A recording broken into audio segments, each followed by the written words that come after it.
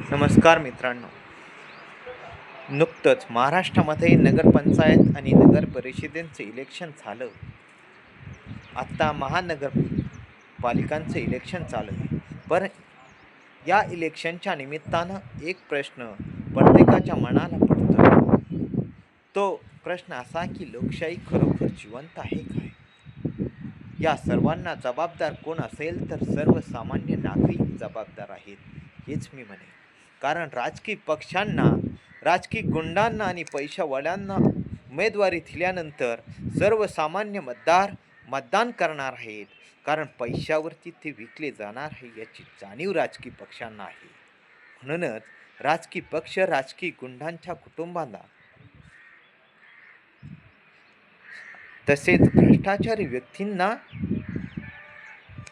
उमेदवारी देत आहे. ही उमेदवारी देण्याचं धाडस त्यांच्यामध्ये काय येतं तर सर्वसामान्य नागरिक ज्यावेळेस मतदानाची वेळ येते त्यावेळेस आपलं मतदान प्रत्यक्षात विकून टाकतो आणि काही व्यक्ती मतदानाच्या ऐवजी बाहेर पळ काढतात. एक दिवस आपल्याला सुट्टीचा मिळाला आहे म्हणून एन्जॉय करतात आणि हेच लोक लोकशाहीची टिकली पाहिजे अशी भावना व्यक्त करतात. मित्रांनो, लोकशाही टिकवायची असेल तर दुसऱ्याच्या घरातून नाही तर स्वतःमधून बदल करायला हवा. तुम्ही म्हणाल आम्ही किती मतदान केलं तरीही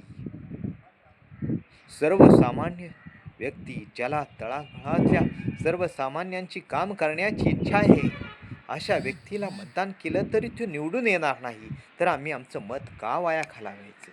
अरे मित्रांनो, एखादा राजकीय पक्ष ज्यावेळेस नवीन सुरुवात करतो त्यावेळेस तो प्रत्येक ठिकाणी उमेदवार उभे करतो. ज्या ठिकाणी त्याला उमेदवार निवडून येण्याची शक्यता नसते तिथंही, कारण त्याला त्याचं राजकीय अजेंडा, राजकीय विचार लोकांच्यात निर्माण करायचे असतात. मित्रांनो, तसंच तुम्ही जरी सर्वसामान्य व्यक्तीला ज्याला समाजकार्याची आवड आहे, ज्याच्याकडून काम करून घेण्याची शक्यता आहे अशा व्यक्तीला जर मतदान केलं, हा प्रवाह जर वाढला तर ती लोक चळवळ निर्माण होईल आणि त्या लोक चळवळीतून खरी लोकशाही निर्माण होईल. परंतु आम्हाला आमचं मतदान वाया जातंय म्हणून आम्ही त्याच व्यक्तीला, त्याच राजकीय पक्षांना मतदान करतो, ही तीच मोठी चूक होते. तुम्ही सर्वसामान्य व्यक्तीला तुमच्या मनाला जो पडतोय त्या उमेदवाराला मात्र मतदान करा, तरच लोकशाही खऱ्या अर्थानं जिवंत राहील आणि सर्वसामान्य व्यक्ती ही बिगर पैशाचा, ज्याला समाजकार्याची आवड आहे, तोही निवडणुकीला उभा राहील. आज पाहतोय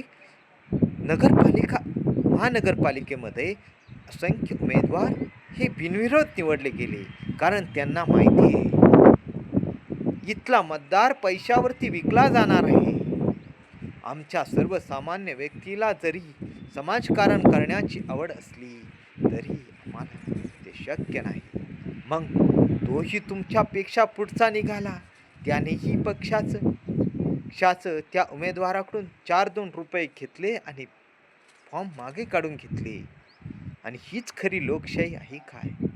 लोकशाही जिवंत ठेवण्याची असेल तर तुमच्या आमच्या सर्वसामान्य व्यक्तीला त्यासाठी प्रयत्न करावे लागतील आणि निपक्षपाने आपणाला योग्य वाटतोय त्या उमेदवाराला मतदान केलं पाहिजे. धन्यवाद.